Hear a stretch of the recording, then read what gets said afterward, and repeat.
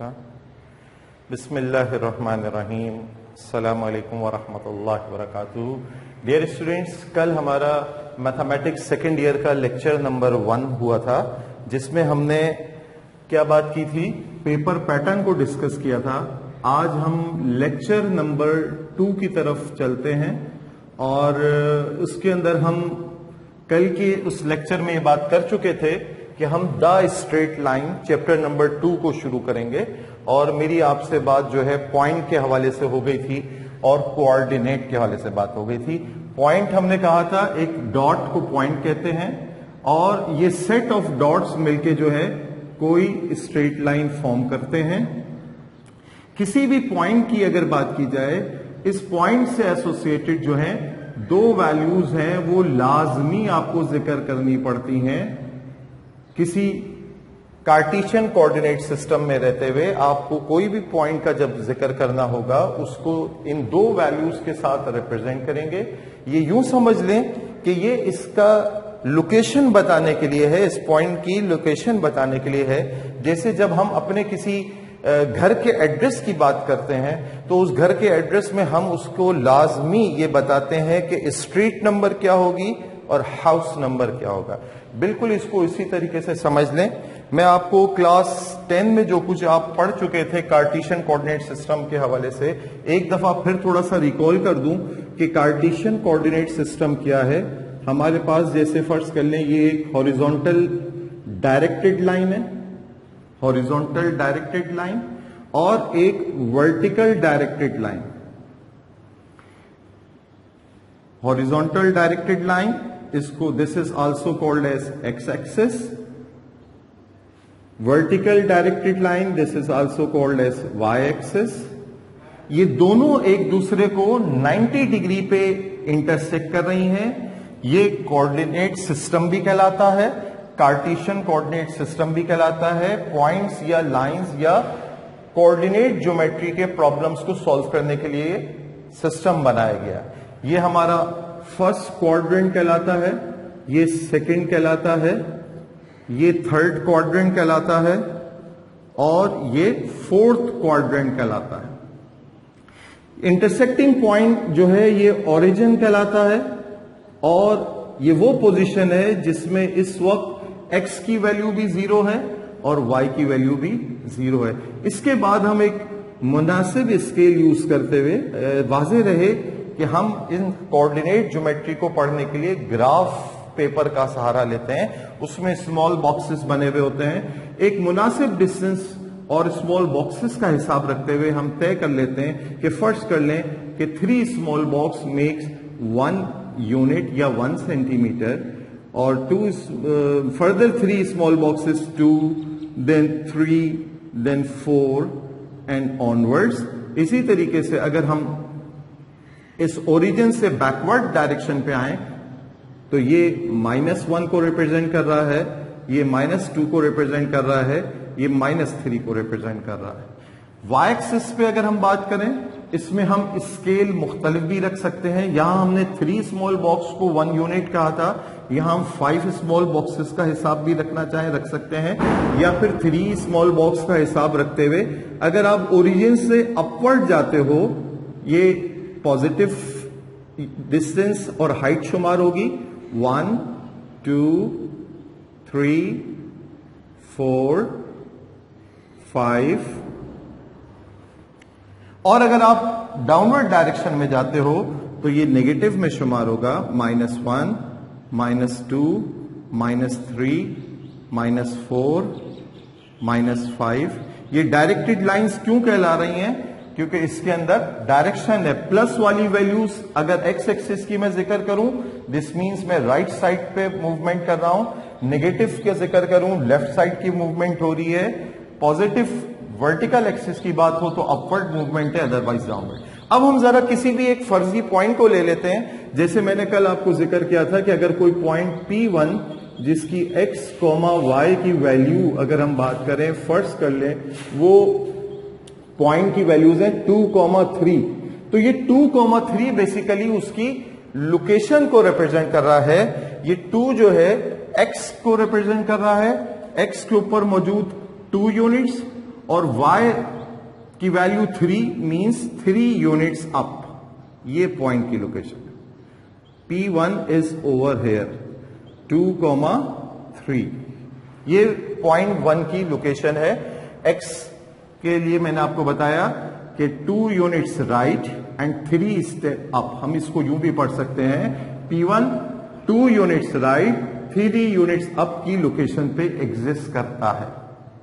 ठीक है, जिस तरह से मैंने ये आपको बताया, जहन में अच्छी तरीके से रखिए कि अगर कोई दूसरा पॉइंट है P2, उसके भी x और y वैल्यू का अगर हम जिक्र करें तो वो P2 अगर 3,2 हो तो जहन में रहे कि 2,3 लोकेशन और 3,2 लोकेशन बिल्कुल मुख्तलिफ हैं।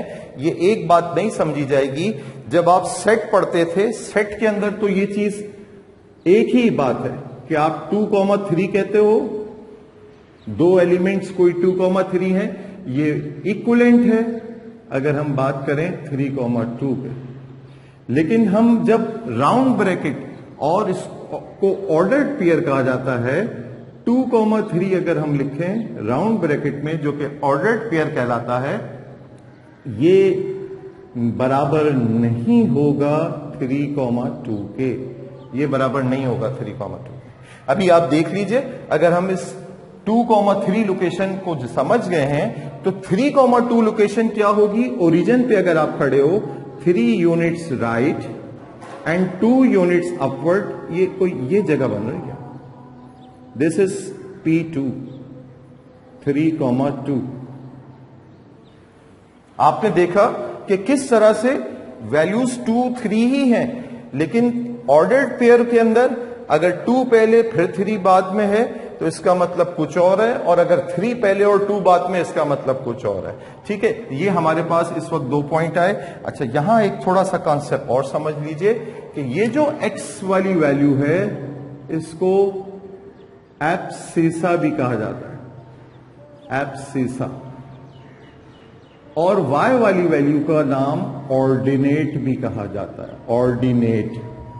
ये वो टर्म्स हैं, जब हम एक्सरसाइज 2.1 को सॉल्व करेंगे तो उस वक्त क्वेश्चंस के अंदर ये एब्सिसा और ऑर्डिनेट का लफ्ज भी आएगा। तब आप ये वीडियो जो इंट्रोडक्टरी वीडियोस हैं इसको बार बार देखेंगे तो ये टर्म्स को आपने जहन में रखना है। ये 2 पॉइंट्स हो गए।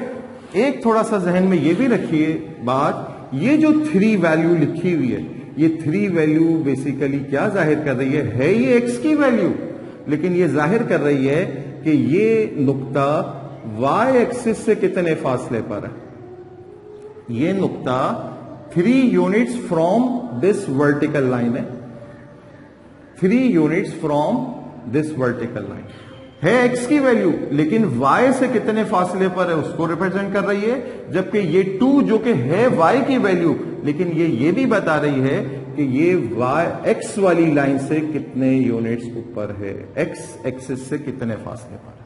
आज की क्लास में क्योंकि एक्सरसाइज 2.1 की तरफ हमें मूव करना है और उसके अंदर पहला क्वेश्चन जो आपके पास है वो डिस्टेंस फार्मूले का है, और हम ये जानना चाहेंगे कि P1 और P2 के दरमियान अगर हम फासला मालूम करने चाहें तो कैसे मालूम कर सकते हैं।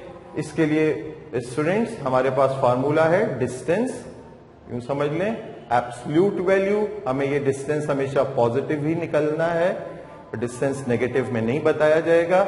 इसके लिए फार्मूला हमारे पास है square root y2 minus y1 whole square plus x2 minus x1 whole square. ये डिस्टेंस फार्मूला है। इसकी डेरिवेशन में हम फिल वक्त नहीं जा रहे, ये डिस्टेंस फार्मूला आप अप्लाई करेंगे और उसके जरिए आप इन दो के दरमियान जो डिस्टेंस है वो मालूम कर लेंगे। मैं आपको बता दूं कि y2 माइनस y1 लिखें या y1 माइनस y2 लिखें एक ही बात है, क्योंकि होल स्क्वायर होके उसकी नेगेटिव या पॉजिटिव वैल्यू से फर्क नहीं पड़ेगा। ऐसे x2 माइनस x1 लिखें या x1 माइनस x2 लिखें कोई फर्क नहीं पड़ेगा। कहीं कहीं किताब में आपको फार्मूले ऐसे भी मिल सकते हैं कि ये वाला हिस्सा इधर और ये वाला इधर लिखा है, कोई फर्क नहीं पड़ेगा, दरमियान में प्लस है। ठीक है, तो आप जो हो कम्यूटेटिव प्रॉपर्टी के तहत इन फार्मूलों को इनको आगे पीछे तरतीब में लिख सकते हैं। ठीक है, तो इसके बाद हम एक पर्टिकुलर यही क्वेश्चन ले लेते हैं। फिलवर्स हमारे पास P1 और P2 ये 2 पॉइंट्स थे। हम P1 पॉइंट 1 है, इसको x1 वैल्यू समझ लेते हैं, इसको x2।